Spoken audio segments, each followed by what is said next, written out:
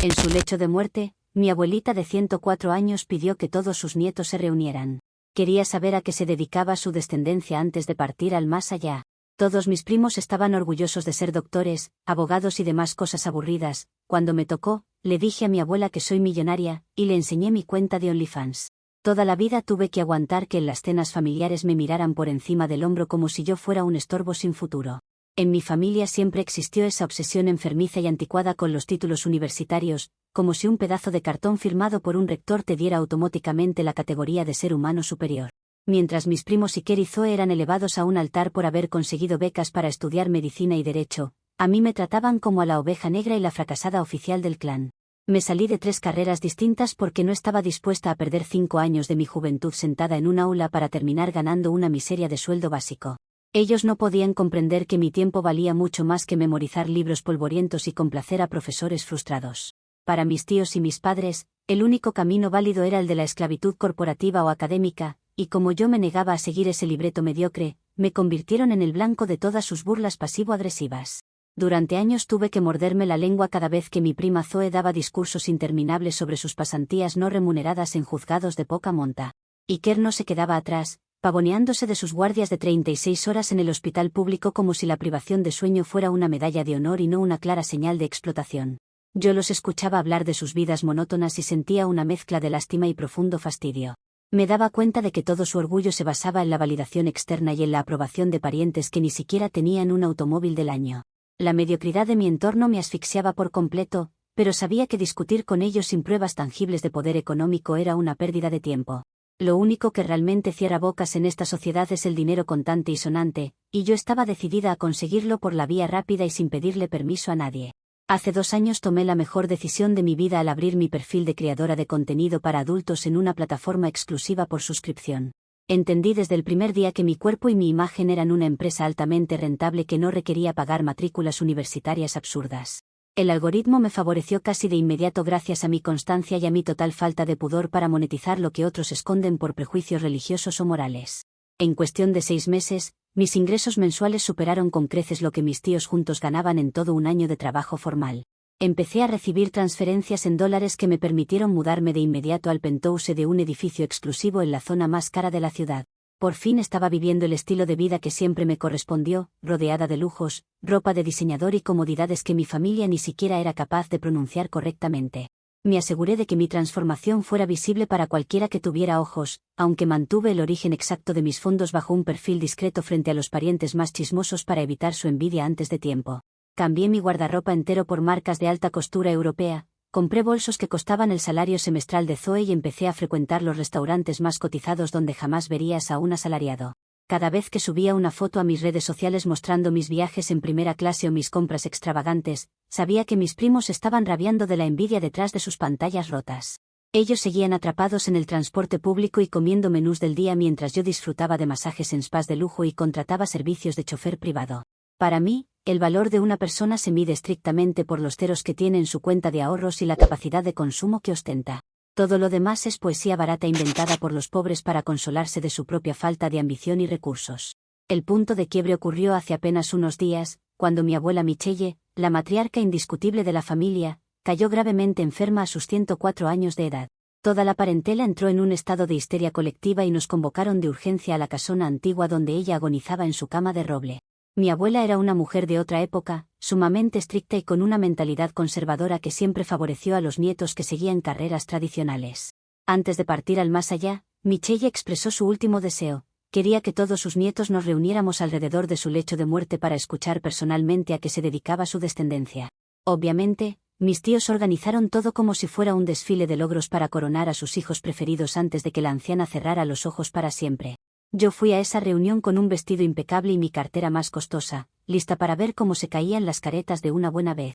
La habitación de mi abuela estaba repleta de parientes con caras largas y olor a colonia barata mezclada con desinfectante hospitalario.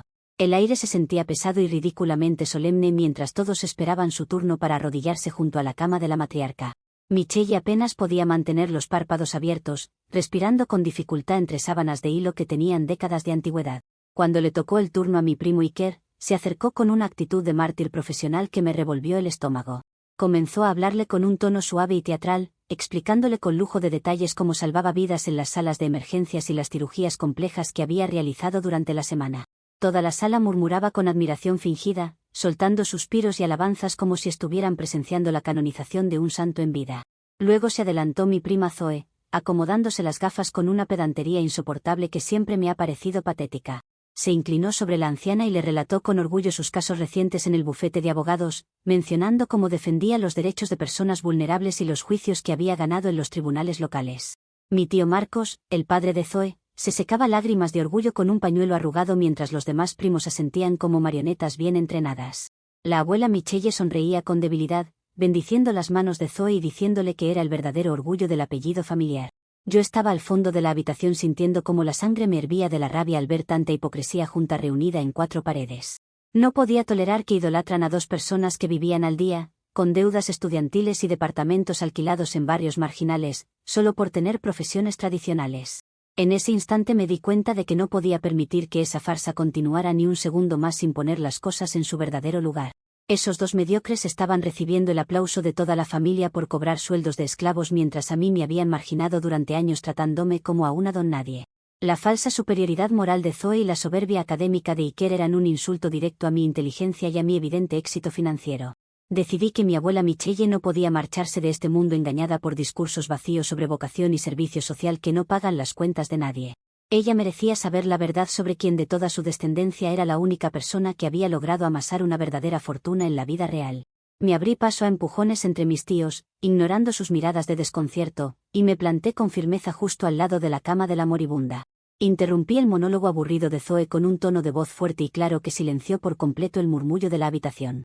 Saqué mi teléfono de última generación con funda de diamantes incrustados y miré a mi abuela fijamente a los ojos sin ningún tipo de titubeo. Le dije con orgullo que mientras sus otros nietos perdían el tiempo jugando a ser héroes por propinas miserables, yo era la única millonaria legítima de toda su descendencia. Desbloqueé la pantalla sin dudarlo un segundo y le puse el dispositivo a escasos centímetros de la cara para que no pudiera desviar la mirada. Le mostré una ráfaga de mis fotografías más explícitas y producidas de mi cuenta de OnlyFans, intercaladas con las capturas de pantalla de mis estados de cuenta bancarios que reflejaban cientos de miles de dólares en ingresos netos.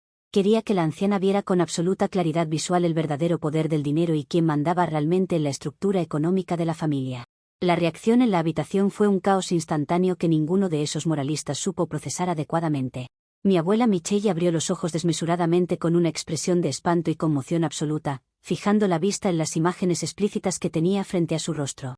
De repente, su respiración se entrecortó de forma violenta, empezó a emitir un sonido de ahogo gutural y su pecho comenzó a subir y bajar de manera descontrolada.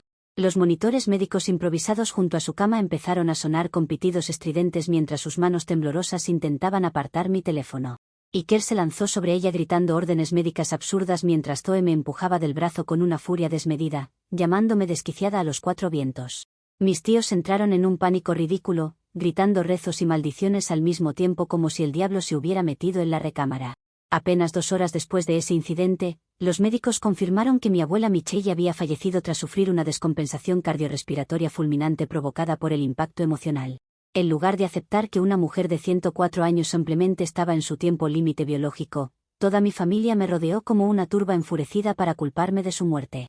Mi tío Marcos me tomó de los hombros y me arrastró hacia la salida de la casa mientras mis tías me lanzaban insultos cargados de odio y frustración acumulada. Me cerraron la puerta principal en la cara bajo la lluvia, advirtiéndome que era una desalmada y que no me atreviera a volver a poner un pie cerca de ellos. Fue una escena grotesca y patética montada por un grupo de resentidos que no pudieron tolerar que la realidad moderna les rompiera su burbuja de fantasía provinciana. Ahora estoy en mi penthouse bebiendo una copa de vino importado mientras reviso cómo siguen subiendo mis ganancias diarias en la plataforma sin que nada de su drama me afecte. Me parece una injusticia monumental y un descaro absoluto que me traten como a una criminal solo por haber sido la única honesta en esa habitación llena de farsantes. Mi abuela murió sabiendo que una de sus nietas conquistó el mundo financiero sin depender de nadie ni arrodillarse ante ningún jefe corporativo. La indignación de mis primos y mis tíos no tiene nada que ver con el respeto a los muertos ni con la moral tradicional que tanto pregonan para ocultar sus carencias. Todo su enojo se reduce a la pura y dura envidia de saber que una chica con una cámara y conexión a Internet genera en un mes lo que ellos no verán en 10 vidas enteras de trabajo duro y sacrificios inútiles. Comentarios de la historia principal. Usuario Anónimo 1 dice, mostrarle contenido para adultos explícito a una anciana de 104 años en su lecho de muerte sobrepasa cualquier nivel de decadencia humana.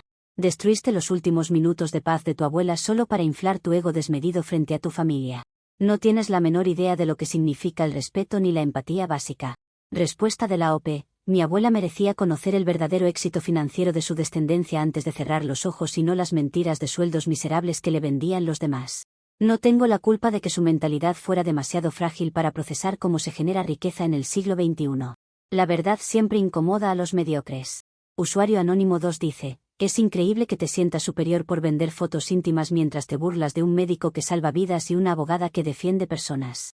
Creer que unos números en una aplicación valen más que el impacto real en la sociedad solo demuestra lo vacía que estás por dentro. Respuesta de la OP. Sigan consolándose con su falso impacto social mientras cuentan las monedas para pagar el transporte público a final de mes.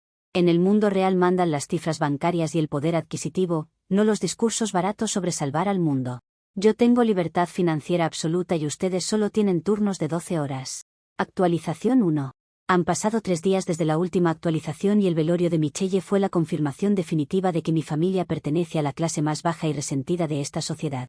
Desde que me echaron de la casa familiar, estuve pensando en la manera correcta de presentarme al funeral para dejar sentada mi jerarquía de una vez por todas. No iba a permitir que me vieran cabizbaja ni intimidada por los gritos histéricos de mis tíos en la casona. Decidí alquilar por $3.000 un automóvil deportivo de lujo color rosa neón que rugía cada vez que aceleraba en las avenidas principales. Además, contraté a 2 guardaespaldas privados de traje oscuro y lentes de sol para que me escoltaran en todo momento y mantuvieran a raya a la chusma de mis parientes.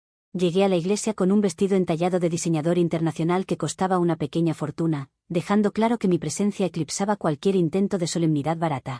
Cuando mi automóvil se estacionó justo en la entrada del templo, el sonido del motor acalló por completo los murmullos de los asistentes que estaban afuera.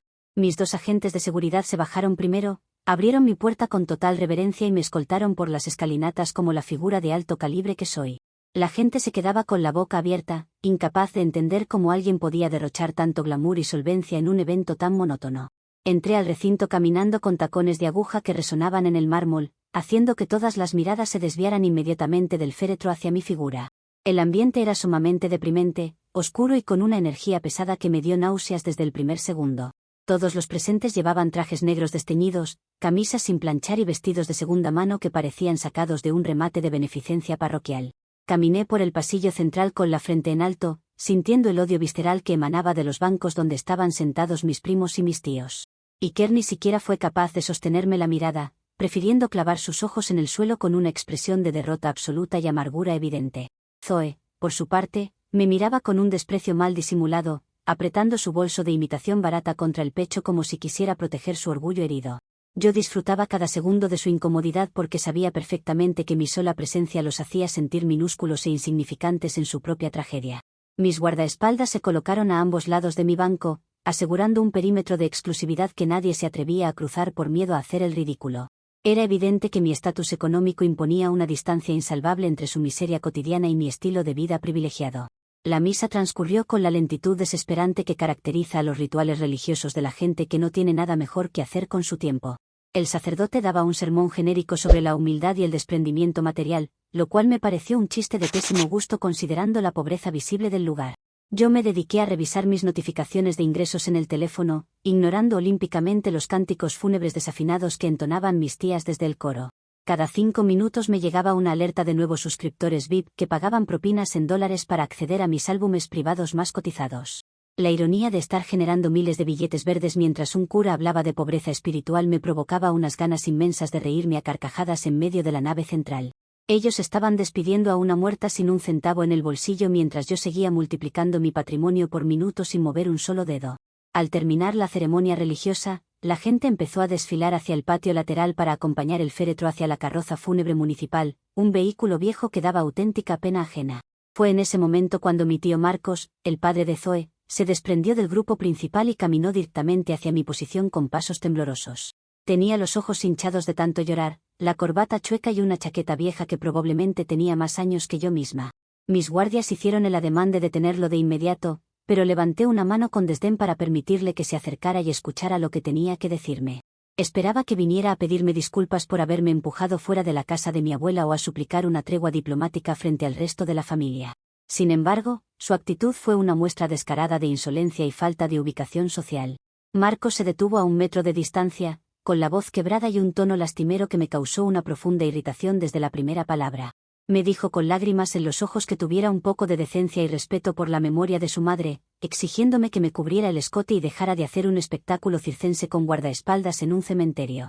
Ver a un hombre fracasado, que jamás logró salir de su empleo público de salario mínimo, atreverse a cuestionar mi vestimenta de alta costura me pareció el colmo de la audacia. No estaba dispuesta a tolerar que un pariente que vive de préstamos bancarios viniera a dictarme normas de etiqueta en público. La soberbia de los pobres cuando intentan apelar a la moral para disimular su propia impotencia material es algo que me resulta completamente insoportable y digno de escarmiento inmediato. Sin pronunciar una sola palabra de disculpa, abrí tranquilamente el cierre dorado de mi bolso de piel importada y extraje un fajo grueso de billetes de $100 recién salidos del cajero. Lo miré con una sonrisa burlona cargada de desprecio absoluto y le estampé el fajo directamente contra el pecho con fuerza suficiente para que varios billetes cayeran al suelo. Le dije en voz bien alta, asegurándome de que todos los asistentes a la salida del templo escucharan con claridad, que se callara la boca y usara ese dinero para comprarse un traje decente y no dar vergüenza ajena en el entierro de su propia madre. El sonido seco del dinero impactando contra su ropa vieja resonó en el silencio del atrio como un latigazo. La cara de mi tío se transformó de la tristeza al shock más absoluto, quedándose paralizado mientras los billetes verdes se desparramaban sobre sus zapatos gastados. La reacción de la multitud fue un escándalo inmediato lleno de gritos histéricos y ademanes de dramatismo barato por parte de mis familiares. Zoe corrió hacia su padre con la cara roja de furia, arrodillándose en la gravilla para recoger los billetes mientras me gritaba insultos irreproducibles con la voz completamente desquiciada. Mi primo Iker intentó abalanzarse sobre mí con los puños cerrados, pero mis 2 guardaespaldas lo interceptaron al instante, empujándolo contra una columna de piedra sin el menor esfuerzo físico. Los encargados de la funeraria y el personal de seguridad del cementerio tuvieron que intervenir a la carrera para evitar que se desatara una batalla campal en medio de las coronas de flores marchitas. La gente del pueblo murmuraba escandalizada, señalándome con el dedo como si yo hubiera cometido un sacrilegio por regalarle dinero a quien evidentemente lo necesitaba con urgencia. Los administradores del lugar, visiblemente intimidados por la presencia de mis custodios privados y el alboroto general, me pidieron de manera formal que me retirara de las instalaciones para mantener el orden público. No me rebajé a discutir con empleados de salario mínimo que solo siguen órdenes de un párroco pueblerino. Me acomodé las gafas oscuras de marca italiana, me di media vuelta con absoluta elegancia y caminé hacia mi deportivo rosa neón con una tranquilidad envidiable. Mis guardaespaldas me abrieron el paso entre la multitud que se abría a los lados mirándome con una mezcla de pavor y rencor reprimido. Me subí al asiento de cuero, encendí el motor haciendo rugir los tubos de escape y me alejé del cementerio a toda velocidad, riéndome a carcajadas mientras los veía por el retrovisor recogiendo mis obras del piso. Esa gente es tan primitiva que confunde un acto de caridad directa con una ofensa personal solo porque provino de la persona que ellos intentaron pisotear durante años. Le di a mi tío Marcos la oportunidad de vestir como una persona respetable por primera vez en su miserable existencia, y su respuesta fue montar una escena digna de un drama televisivo de bajo presupuesto. Ninguno de ellos lloraba realmente por la muerte de la abuela Michelle, lloraban de rabia al verse expuestos como los mendigos orgullosos que siempre han sido frente a toda la comunidad. Su supuesta dignidad no es más que una máscara ridícula para ocultar que dependen del transporte público y de tarjetas de crédito sobregiradas para sobrevivir. Yo me siento más empoderada que nunca porque demostré con hechos concretos que mi dinero puede comprar su tranquilidad y ponerlos de rodillas a recoger billetes en cualquier terreno. Al llegar a mi departamento me serví una copa de champán y publiqué varias historias en mis redes sociales mostrando el outfit del día y el auto deportivo que utilicé para el evento. La cantidad de interacciones y mensajes de apoyo de mis seguidores confirmaron que mi estilo de vida es la máxima aspiración de cualquiera que tenga 2 dedos de frente. No me interesa volver a cruzarme con esa familia de resentidos en lo que me queda de vida, a menos que sea para restregarles mis próximos triunfos financieros en la cara. Mis abogados ya me confirmaron que la próxima semana será la lectura formal del testamento de mi abuela Michelle, y estoy completamente segura de que las cosas se pondrán aún más interesantes. Una mujer de negocios como yo sabe perfectamente cómo posicionarse para recibir lo que por derecho de linaje y visión comercial le corresponde en esa herencia. Comentarios de la actualización 1. Usuario anónimo 1 dice: alquilar un auto deportivo rosa neón y contratar guardaespaldas para ir a un funeral familiar es el acto más patético y desesperado de llamar la atención que he visto en mi vida. Creer que la gente te miraba con admiración cuando en realidad sentían una profunda vergüenza ajena demuestra tu desconexión total con la realidad. Respuesta de la OP. La seguridad privada es un protocolo elemental para personas de mi nivel socioeconómico que se ven obligadas a entrar en barrios marginales y lidiar con parientes conflictivos. Los que están acostumbrados a viajar en autobús jamás entenderán lo que implica proteger un patrimonio y una imagen de alto impacto. Usuario Anónimo 2 dice: tirarle un fajo de billetes en el pecho a un hijo destrozado mientras despide a su madre no te hace millonaria exitosa, te hace un ser humano despreciable y sin escrúpulos. ¿De verdad piensas que el dinero en efectivo puede compensar la falta absoluta de clase y educación que demostraste frente a todos? Respuesta de la OP: le hice un favor humanitario de emergencia a mi tío porque la ropa que llevaba puesta daba lástima pública y degradaba la imagen de toda la familia. Si él prefirió hacer un berrinche en lugar de agradecer que le financiara un guardarropa decente, el problema de resentimiento social es suyo, no mío. Hey chismesaurios, paso un momento, sí, rapidísimo, para recordarles que si quieren más chismes pueden seguir el canal de Chismesauria. Estamos subiendo 2 videos al día en donde contamos las historias con la perspectiva del hombre, con la perspectiva de aquel que enfrenta a las locas. Así que, si te gusta este tipo de contenido, muy probablemente el de la Chismesauria también te va a encantar. Nos vemos por allá, un saludo. Actualización 2. Ha transcurrido una semana desde la última actualización y el descaro de mi familia acaba de cruzar todos los límites legales y morales imaginables en la lectura del testamento. Me presenté en la notaría central de la ciudad vistiendo un conjunto sastre importado de varios miles de dólares, convencida de que el sentido común prevalecería en la repartición de bienes. La joya indiscutible del patrimonio de mi abuela Michelle era la casa de campo familiar, una propiedad campestre de varias hectáreas con alto valor comercial en las afueras de la urbe. Yo estaba absolutamente segura de que mi abuela, al ver mi capacidad indiscutible para generar riqueza y mover capitales modernos, me habría designado como la heredera principal de ese terreno para administrarlo con visión de futuro. Mis primos, con sus mentalidades de empleados públicos, jamás sabrían qué hacer con una propiedad de ese calibre más allá de sembrar legumbres o alquilarla por monedas. La sala de juntas del notario estaba saturada por la presencia de mis tíos y mis primos, quienes entraron en bloque como una pandilla de buitres esperando carroña. Zoe se sentó al frente con una carpeta de cuero bajo el brazo, dándose aires de gran jurista a pesar de que su firma legal apenas maneja divorcios de barrio y cobranzas menores.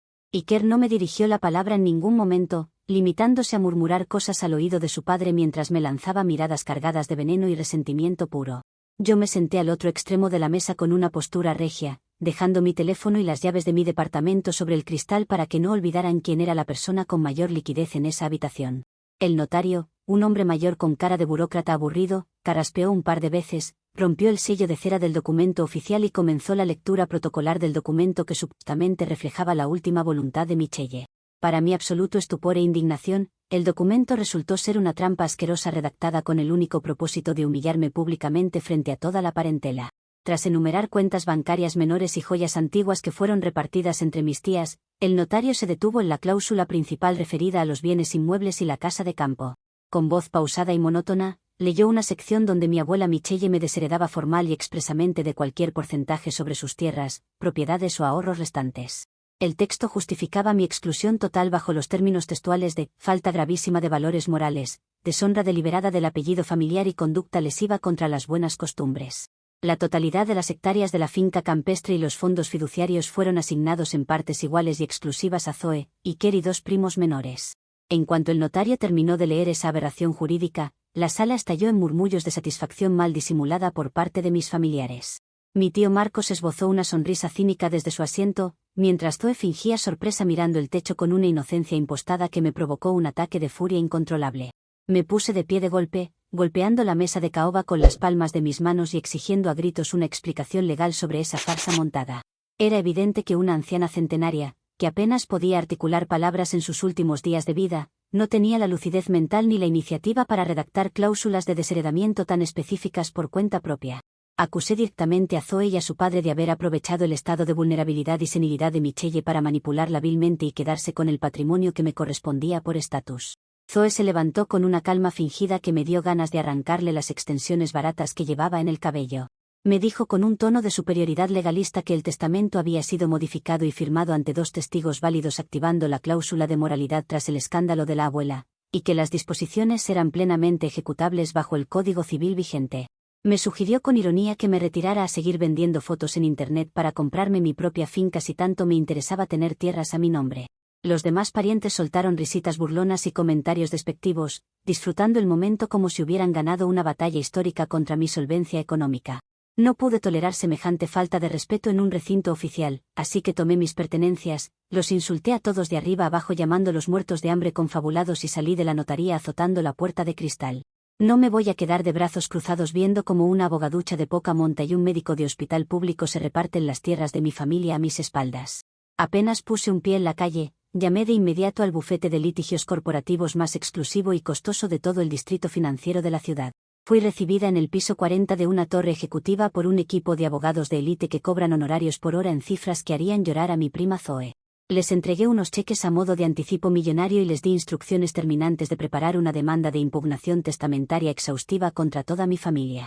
Vamos a alegar coacción psicológica, manipulación indebida de persona de la tercera edad, incapacidad cognitiva sobrevenida y falsificación encubierta de voluntad testamentaria para congelar la posesión de esas tierras de inmediato. Mis asesores legales me aseguraron que un litigio de esta magnitud, llevado por un bufete de primera línea con recursos ilimitados, puede prolongarse durante años en los tribunales mediante apelaciones, medidas cautelares y peritajes médicos retrospectivos. Esa es exactamente la estrategia que voy a ejecutar sin ninguna clase de misericordia. Voy a asfixiarlos financieramente en los juzgados hasta que no les quede un solo centavo para pagar las costas procesales.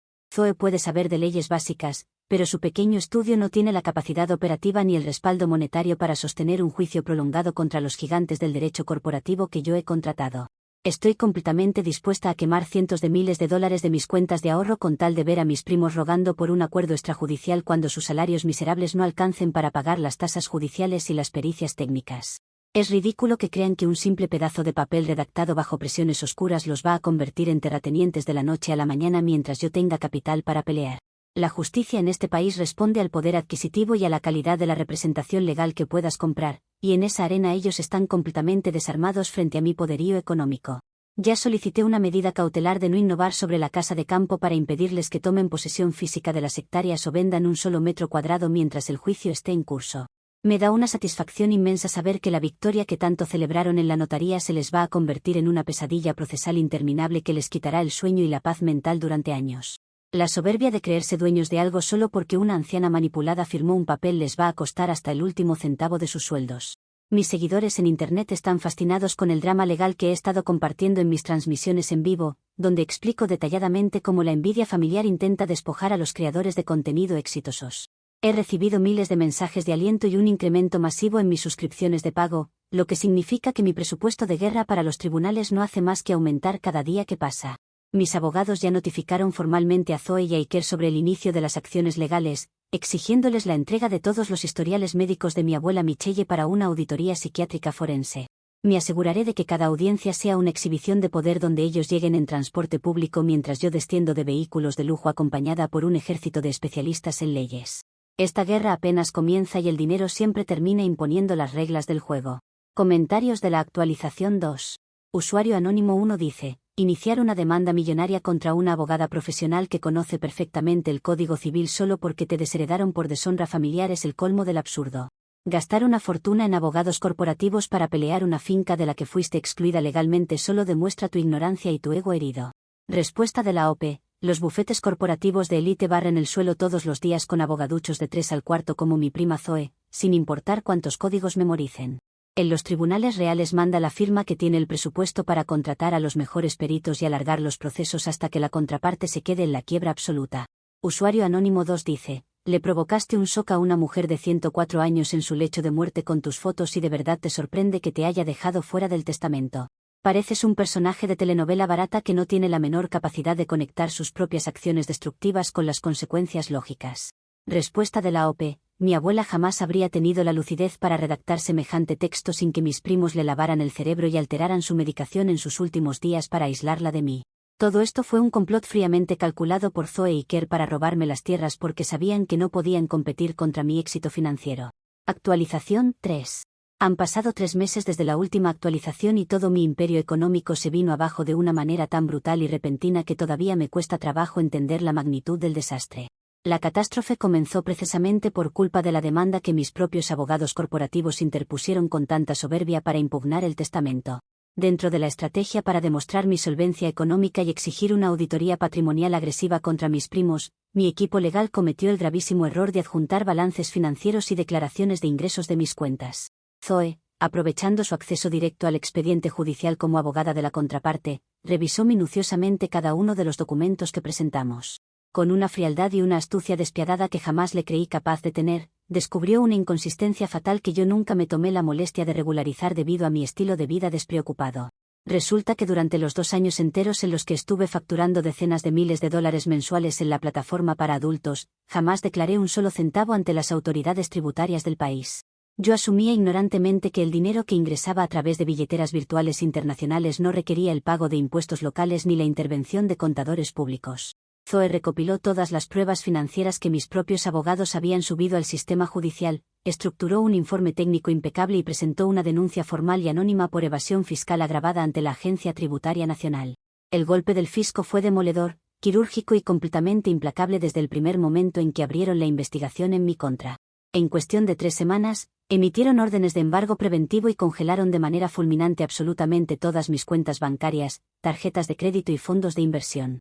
Para empeorar la situación hasta niveles insostenibles, la agencia fiscal me impuso sanciones y multas retroactivas que triplicaban con creces la totalidad de los ahorros líquidos que yo tenía registrados. Me quedé sin acceso a un solo dólar de la noche a la mañana, incapaz de transferir dinero para mis gastos básicos o pagar el alquiler exorbitante de mi departamento. Pero el verdadero golpe de gracia contra mi fuente de ingresos ocurrió en el entorno digital de forma simultánea.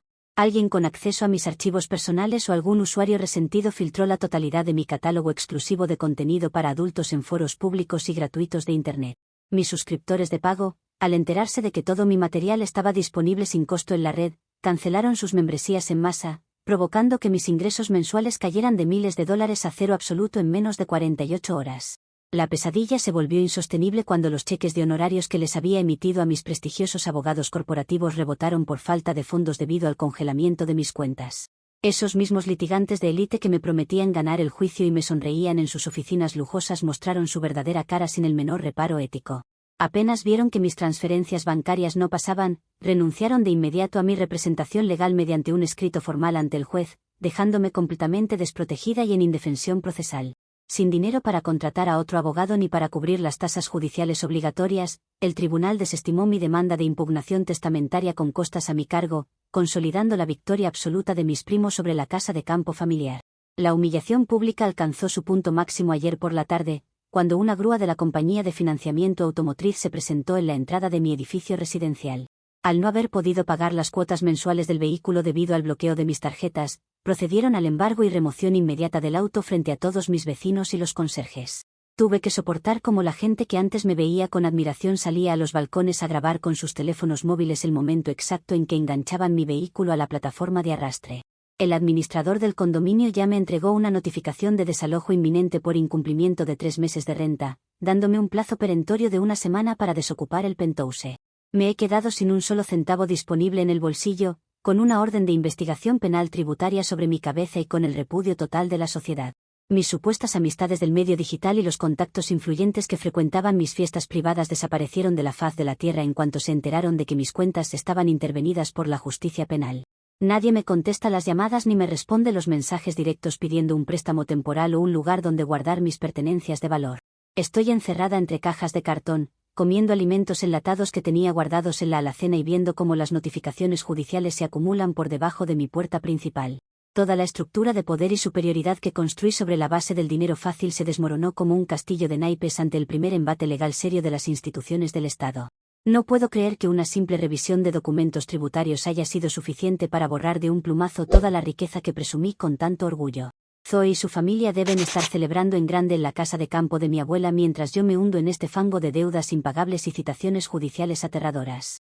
Me parece de una bajeza y una crueldad infinita que mi propia prima haya utilizado las herramientas del Estado para destruirme financieramente solo por una disputa de herencia. Ella sabía perfectamente que una denuncia tributaria de esa magnitud me dejaría en la calle sin opciones de defensa, y aún así no dudó un segundo en apretar el gatillo contra mi vida. Son unos seres despiadados que no descansaron hasta verme reducida a la nada, disfrutando de mi ruina con un cinismo que me hiela la sangre. Ahora estoy esperando que venza el plazo de desalojo mientras busco desesperadamente alguna manera de evitar que la Fiscalía emita una orden de captura formal en mi contra por los delitos financieros que me imputan.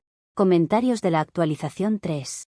Usuario Anónimo 1 dice: exigiste auditorías patrimoniales y presumiste estados de cuenta en un tribunal sin haber pagado un solo centavo de impuestos en 2 años. Tú misma le entregaste la soga a tu prima Zoe para que te destruyera legalmente por pura ignorancia y soberbia. Pensaste que el dinero de Internet te hacía intocable frente a la ley y la realidad te acaba de pasar por encima. Respuesta de la OP: el sistema tributario de este país es un robo descarado diseñado para aplastar a la gente exitosa y Zoe actuó como una rata rastrera al meter a las autoridades fiscales en un asunto estrictamente familiar. Ningún pariente decente recurre a la policía tributaria para arruinarle la vida a un miembro de su propia sangre por pura envidia patrimonial. Usuario Anónimo 2 dice: qué rápido salieron huyendo tus abogados carísimos en cuanto rebotaron los pagos y qué poético ver cómo una grúa se llevaba tu auto frente a todo el vecindario que tanto despreciabas. Decías que el dinero compraba lealtad y poder absoluto, pero te quedaste sola, embargada y con una demanda perdida en tiempo récord. Respuesta de la OPE: esos abogados son unos traidores mercenarios que no tienen una pizca de profesionalismo y la gente mediocre solo sabe aplaudir cuando ve caer a alguien que logró tenerlo todo. Me embargaron las cuentas temporalmente por una trampa procesal, pero sigo teniendo la capacidad de levantarme mientras ustedes siguen atrapados en su rutina de esclavos. Actualización 4. Han pasado 6 meses desde la última... Hey chismesaurios, este video está cerca de terminar, pero si se quedaron con ganas de más, la versión de la chismesauria de esta historia estará publicada 1 hora después de subir este video. Les dejaré el link en la descripción. Nos vemos por ahí. Actualización y mi vida anterior se siente ahora como un sueño absurdo del que desperté de la manera más dolorosa y denigrante posible.